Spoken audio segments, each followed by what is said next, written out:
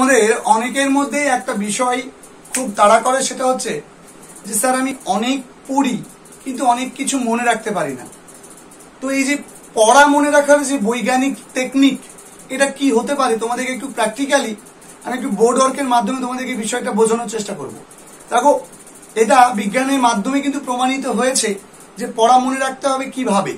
তোমাকে পড়া মনে রাখার জন্য প্রত্যেকটা সাবজেক্টের জন্য একটা স্পেসিফিক কিছু নিয়ম কানুন আছে। তো আমি প্রথমে তোমাকে জেনারেলি বলবো যে যে কোনো একটা সাবজেক্টের পড়া তুমি কিভাবে মনে রাখবে, তার জন্য তোমাকে কি কি করতে হবে। তারপরে ফিজিক্সের জন্য আমি দু একটা প্যাটার্ন বলবো, বায়োলজির জন্য দু একটা বলবো, বাংলার জন্য বলবো, বাংলা ইংরেজিটা প্রায় কাছাকাছি। তো প্রথমে দেখো, ধরো তুমি ইংরেজি বিষয়ে তুমি পড়া মনে রাখতে পারছো না। ধরো তুমি একটা টেক্সট পড়ছো, উচ্চ মাধ্যমিকে পড়ো বা ক্লাস 10-এ পড়ো, টেক্সট পড়ছো। প্রথমে আগে তুমি 2 থেকে 3 বার এটাকে রিডিং পড়ো, 2 থেকে 3 টাইম, অর্থাৎ 2 থেকে 3 বার পড়াটাকে শুধু রিডিং পড়বে। নর্মাল পড়ে যাচ্ছ, ঠিক আছে, নর্মাল পড়ে যাচ্ছ যে ইট ওয়াজ এ মানডে মর্নিং, ঠিক আছে, এরকম করে তুমি নর্মাল পড়ে যাচ্ছ, ঠিক আছে। আচ্ছা, 2-3 বার পড়লে নেক্সট স্টেপে তুমি understand the meaning, try to understand the meaning. তুমি মানেটা বোঝার চেষ্টা করো নিজে নিজে, এবার মানেটা বোঝার চেষ্টা করো। এবার তুমি নিজে নিজে মানেটা বোঝার একটু চেষ্টা করো। যদি মানেটা বুঝতে না পারো, তুমি এবার রেফারেন্স বুকে সাহায্য নেবে, মানেটা ভালো করে বোঝো। এবার মানেটা নিজে নিজে বোঝো, যে লাইনটা পারবে না সে লাইনটা তো রেফারেন্স দেখে বুঝলে, মুখস্থ করতে বলছি না, মানেটা ভালো করে বোঝো। এবং ওই যে যতটুকু তুমি পড়েছো 5 লাইন বা 6 লাইন বা 10 লাইন, ওই 10 লাইনের মধ্যে পুরো বিষয়টা ভালো করে বোঝো, যে ওইখানে কি কি ক্যারেক্টার আছে বা কি কি জিনিস আছে, কোথাকার কোন মিনিংটা কি, কোনটা কোন অর্থে ইউজ হয়েছে, এই জিনিসগুলো খুব ভালো করে পড়ো। ওইটাকে ওই মানেটা বোঝো। এবার তারপর তুমি রিডিং পড়ো, সঙ্গে সঙ্গে তুমি মানেটাকে একবার মাথার মধ্যে খেলাও। হলো, দেখবে তোমার এই পড়াটুকু হয়ে গেছে। কতটা সহজে পড়াটা হয়ে যায় তুমি বুঝতে পারবে না, এবং অনেক কম সময় কিন্তু লাগবে। কিন্তু আমরা প্রথমে কি করি, 1 লাইন পড়ি দিয়ে ওটার মানে পড়ি, 1 লাইন পড়ি 1 লাইন মানে পড়ি, এইভাবে পড়বে না, যেভাবে বললাম সেভাবে পড়বে। নেক্সট হচ্ছে revise the topic which you have read. তুমি যে টপিকটা পড়েছো সেটাকে তুমি রিভাইজ করো। কখন? আফটার সার্টেন ইন্টারভাল, ওটা একটা নির্দিষ্ট বিরতি পরে। তুমি ধরো এরকম একটা টেক্সট পড়েছো, আর টেক্সটটা পড়া হয়ে গেছে, টেক্সট সম্পর্কে তুমি জানো, তো তুমি এটাকে কি করবে, এটাকে একবার প্রত্যেকদিন পড়ার সময় যখন তুমি নতুন পড়াটা পড়বে, তখন এটাকে একবার চোখ বুলিয়ে নেবে। প্রত্যেকের দিন এটাকে একবার করে চোখ বুলিয়ে নেবে, মানে ডেইলি চোখ বুলিয়ে নেবে, ঠিক আছে। একবার করে চোখ বুলিয়ে নেবে, পড়তে বলছি না, আমি বলছি বিষয়টার উপর একবার করে চোখ বুলিয়ে নাও। মানে পেজটা খুললে এর কি গল্প ছিল মাথার মধ্যে একবার খেলিয়ে নাও, ব্যাস। মাথার মধ্যে জাস্ট এই গল্পটাকে তুমি মাথার মধ্যে রাখবে, তোমাকে পড়তে বলছি না। এটা হয়তো তুমি ধরো 8-4টা পড়ছো, একটা পেজ, ওই পেজে আগে তুমি পড়েছিলে, ওই পেজের বাংলা অর্থটা কি আছে, কি কি আছে, একটা মাথার মধ্যে একটু 5 মিনিট ভাবো কি কি আছে। যদি তুমি মাথার মধ্যে গ্যাদার করতে পারছো, মনে রাখবে যে ওটা তোমার মনে আছে। এরপরে তুমি কি করবে, 1 সপ্তাহ এভাবে দেখবে। 1 সপ্তাহ দেখার পরে তুমি ওই টপিকটাকে আবার পড়ো, যেভাবে তোমাকে বললাম, যে ইন্টারভেল তোমাকে পড়তে বললাম। এবার তুমি দেখো, আবার রিডিং পড়বে, মানেটা কি আছে বুঝবে, দিয়ে তুমি এরকম করে 1 সপ্তাহ পড়ো। প্রথমে 1 সপ্তাহ পড়বে, বা তুমি 15 দিন পর একবার পড়বে। তাহলে 15 দিন করে তুমি রুটিন করো, 15 দিন পর পর আমি যে পুরোনো টপিক গুলো পড়েছি সেই পুরোনো টপিকটাকে আমি আবার পড়বো, মানে রিভিশন করবো, যেভাবে ঠিক পড়েছিলাম সেইভাবে। তাহলে এইভাবে তোমাকে কিন্তু পড়ে যেতে হবে, তবেই তোমার দেখবে ইংরেজি যে কোনো টেক্সট গুলো মনে থাকবে। প্রশ্নগুলো তাই করতে হবে, প্রশ্নগুলো আগে প্রশ্নটা ভালো করে পড়বে, প্রশ্নটাতে কি বলতে চেয়েছে সেটা ভালো করে বুঝবে, কতটুকু অংশ আগে লিখতে হচ্ছে প্রশ্নের জন্য ওইটাকে আগে ভালো করে বোঝো। কেন তোমার ইডি করতে হচ্ছে, কেন এস করতে হচ্ছে, কেন ইএস করতে হচ্ছে, গ্রামাটিক্যাল রুলস গুলো একটু দেখে রাখো, মানে মাথার মধ্যে খেলাও কেন হচ্ছে। দিয়ে এবার উত্তরটাকে পড়ো, উত্তরটাকে পড়ে মানেটা বোঝার চেষ্টা করো। বারবার করে উত্তরটা পড়বে, মানে এরকম রিডিং 2-3 বার পড়বে, পড়ে মানেটাকে বোঝার চেষ্টা করবে। যে ওয়ার্ডটা বুঝতে পারছো না সে ওয়ার্ডটার মানেটা ডিকশনারিতে দেখবে। তারপরে কি করবে, ওখানে কেন এস যুক্ত করা হচ্ছে, গ্রামাটিক্যাল কেন ওটা করা হচ্ছে, এটাকে তুমি একটু দেখবে, বুঝবে। তারপরে এইরকম করে তুমি পড়বে। পড়ার পরে প্রশ্নটা পড়া হয়ে গেল, তুমি দেখবে পরে তুমি উত্তর করতে গিয়ে তোমার যেহেতু টেক্সট যাদের তুলে দেওয়া থাকবে তাদের তো সহজ হয়ে গেল, টেক্সট তোলা থাকবে না, তারাও দেখবে তোমার মাথাতে বাংলা কিন্তু খেলবে। এবার ওটাকে তোমাকে ইংরেজিতে লিখতে যাবে, দেখো প্রশ্নটা তুমি জানো যে প্রশ্ন এতটুকু লিখতে হবে, উত্তরটা ছিল এইটুকু, টেন্সের গঠনে এই জায়গাতে এইটা লিখতে হতো, এইভাবে পড়বে। দেখবে তোমার পড়াটা অনেকটা মনে থাকবে, অনেক তোমার ডেভেলপমেন্ট ঘটবে ইংরেজি বিষয়ে বিশেষ করে। এবার গ্রামার কিভাবে মনে রাখবে, গ্রামার প্রথমে রুলস পড়ো। রুলস বলতে গ্রামারের অনেক রুলস আছে, কে কিভাবে পড়ায় সেটা আমি বলতে পারবো না, বাট আমি তোমাদেরকে রুলস কে টেকনিক করে দিই, তোমাদেরকে দিই, যেটাকে আমি বলি টেকনিক, টাইপ 1 টাইপ 2 একটা রুলস করে তোমাদেরকে দিই, বোঝাই। তুমি ধরো ভয়েস চেঞ্জ পড়ছো, ভয়েস চেঞ্জের রুলস তোমার মনে থাকছে না, আমি তোমাদেরকে একটু ভিডিও দিয়েছি, কোন একটা ভিডিও দেখো, দেখে যে যতগুলো টপিক বা টাইপ আমি করিয়েছি বা রুলস করিয়েছি সেটাকে তুমি একটু করে ভালো করে বোঝো। আগে রুলসটা একটু দেখে নাও যে স্যার এই রুলস গুলো বলেছে, লিখে দিয়েছে যে ভয়েস চেঞ্জ করতে গেলে ভিডিও থাকলে এটা করতে হয়, তাহলে ভিডিও থাকলে অমুক নিয়ে আসতে হয়, কি অনুযায়ী ভাবে গ্রুপ মেনে। আমি তোমাদেরকে যেভাবে ভয়েস চেঞ্জ শিখিয়েছি, পড়লে এরকম করে পড়লে, নারেশন চেঞ্জ যেভাবে পড়তে হয় সেভাবে তুমি পড়লে, যে কমা ইনভার্টেড কমা তুলে দিয়ে দেখ, এই যে নর্মাল রুলস গুলো পড়লে, নাও থাকলে দেন হবে, সেট টু থাকলে টোল্ড হবে, সেট থাকলে সেট হবে, এগুলো পড়লে।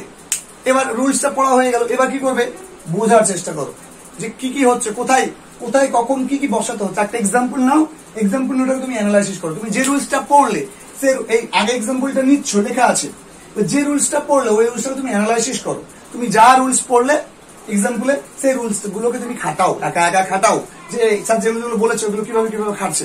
বাড়িতে গিয়ে টিউশনে পড়ার পরে বাড়িতে গিয়ে আগে এটা করো, তারপরে তুমি কি করবে, অ্যাপ্লাই করো সেটাকে। এবার তুমি আর একটা নতুন একটা এক্সাম্পল নাও, প্র্যাকটিস বই থেকে নাও বা অন্য কোনো গ্রামার বই থেকে নাও, অন্য কোনো জায়গা থেকে নাও, ও এই সেম টাইপের একটা নাও, নিয়ে কি করবে, বা যে কটা রুলস নিলে পড়েছো সেই টাইপের নাও, নিয়ে কি করবে, নিয়ে তুমি নিজে নিজে এবার ওটাকে উত্তর করো।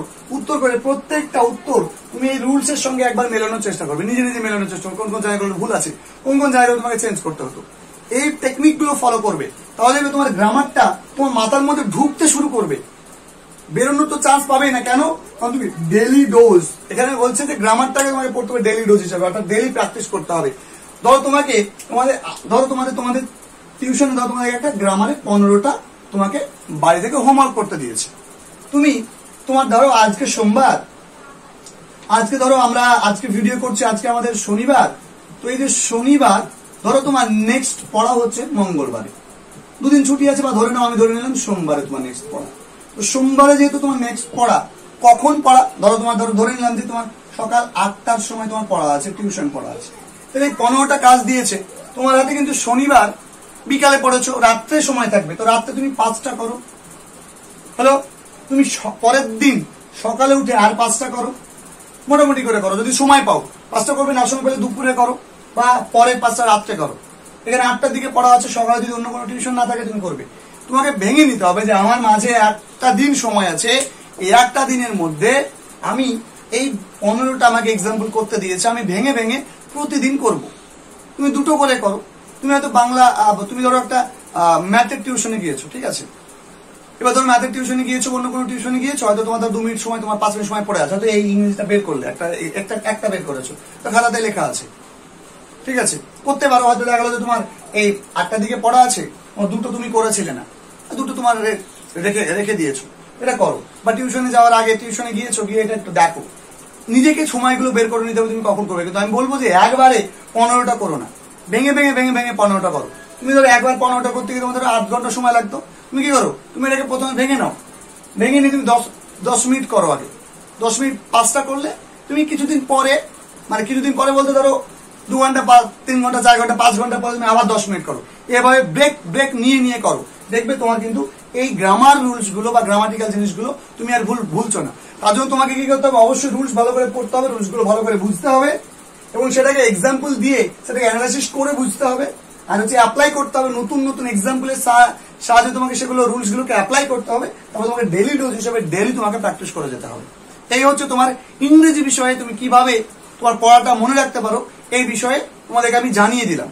এটা হচ্ছে ইংরেজি বিষয়, আমার সাবজেক্টটা আমি তোমাকে জানিয়ে দিলাম। এবার অনেকে বলতে পারো যে স্যার তাহলে অন্য সাবজেক্টে ভৌত বিজ্ঞান কিভাবে মনে রাখবো, জীবন বিজ্ঞান কিভাবে মনে রাখবো। দেখো, যেটা আমার নলেজ সেটা অনুযায়ী আমি বলতে পারবো, এটা ওই সাবজেক্টের টিচার এটা সবচেয়ে বেশি ভালো বলতে পারবে, বাট আমি আমার পক্ষ থেকে যতটুকু জানি ততটুকু তোমাদেরকে বলি। যে ধরো তুমি একটা বায়োলজি বা লাইফ সায়েন্সের কোনো একটা কিছু পড়ছো, টপিক পড়ছো, টপিকটা প্রথমে যে পিকচারটা আছে, ছবিটাকে আগে আঁকো, ছবিটাকে খুব ভালো করে বোঝো, ছবিটাকে ভালো করে আঁকো, ছবিটাকে খুব ভালো করে বোঝো, দিয়ে এবারে ছবিটা এঁকে নেওয়ার পরে ছবিটা দেখে দেখে পড়ো, ছবিটা দেখে দেখে পড়ো, দেখবে তোমার জীবন বিজ্ঞানের পড়াটা খুব তাড়াতাড়ি মাথার মধ্যে গেঁথে যাচ্ছে। ছবিটা আঁকো ভালো করে, আঁকবে, নিজে নিজে নামকরণ গুলো করবে, কোথায় কি আছে সেটা দেখবে, দেখে এবার তুমি নিজে নিজে পড়ো।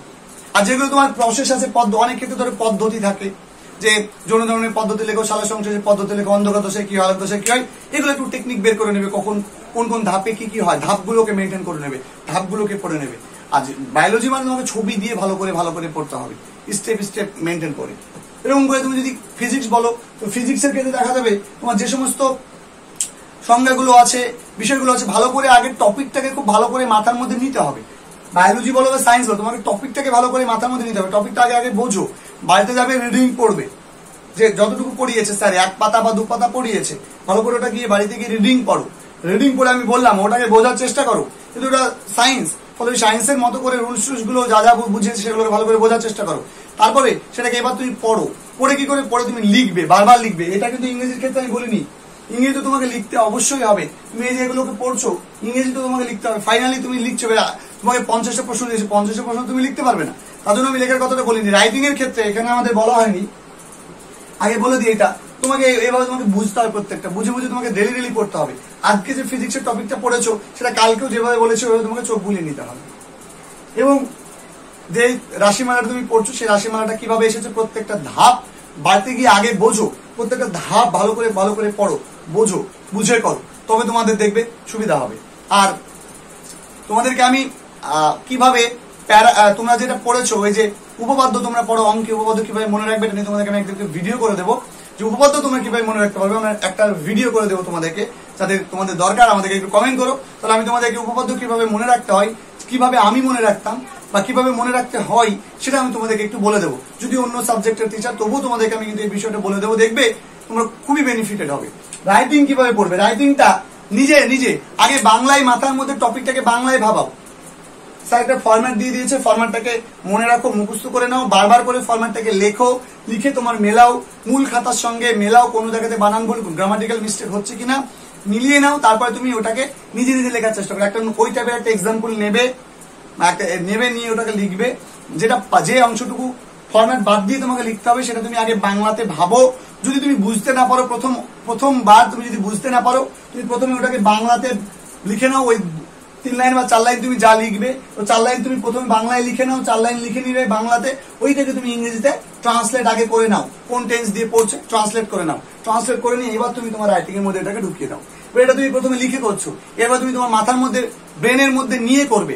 প্রথম 1-2 মাস তুমি রাইটিংটাকে খাতার মধ্যে বাংলা লিখে প্র্যাকটিস করো, তারপরে সেটাকে তুমি রাইটিং এর মধ্যে পুট করে দাও, পেরে যাবে। তারপরে তুমি কি করবে, নেক্সট তোমার চান্সে কি করবে, নেক্সট চান্সে তুমি সেটাকে মাথার মধ্যে বাংলা ভাববে, মাথার মধ্যে ট্রান্সলেট করার চেষ্টা করবে, দেন দেখবে তুমি পরবর্তীকালে তুমি নিজে ইংরেজিতে রাইটিং লিখতে পারছো।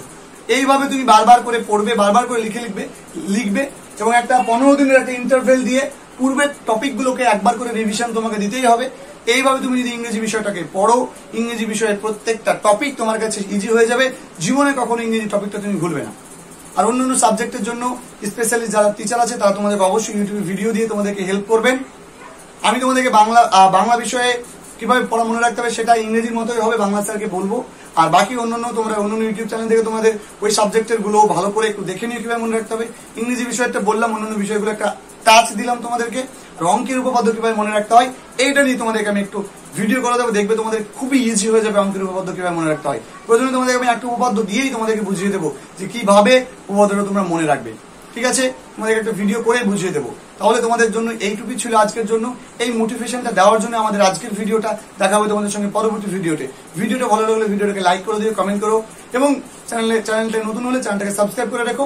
আর বন্ধুদের সঙ্গে কিন্তু ভিডিওটাকে শেয়ার করতে ভুলো না, কারণ তাদেরকেও ইংরেজি কিভাবে মনে রাখবে খুব সহজে, এটা তাদেরকেও তুমি ভিডিওটা শেয়ার করে দিয়ে হেল্প করো। ধন্যবাদ।